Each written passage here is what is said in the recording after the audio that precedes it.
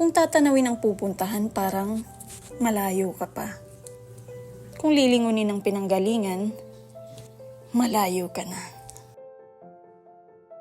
Kung titingin sa akbang ng iba, parang napag-iiwanan ka. Pero kung sarili ang bibigyang pansin, aba, umuusad ka. Maaaring pagtagpuin tayo sa ilang bahagi ng paglalakbay. Pero ang totoo, kahit kailan, hindi naman talaga tayo magsasabay-sabay. Magkaiba ang panahon, magkaiba ang daan, magkaiba ang bilis at magkaiba ng oras. Minsan, nakadepende kung saan nakabaling ang paningin.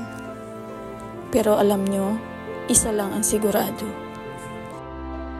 Kahit mabagal, kahit pahinto-hinto, kahit nakakapagod, at kahit nakakahapo, sa huli makakarating. Huwag na huwag susuko.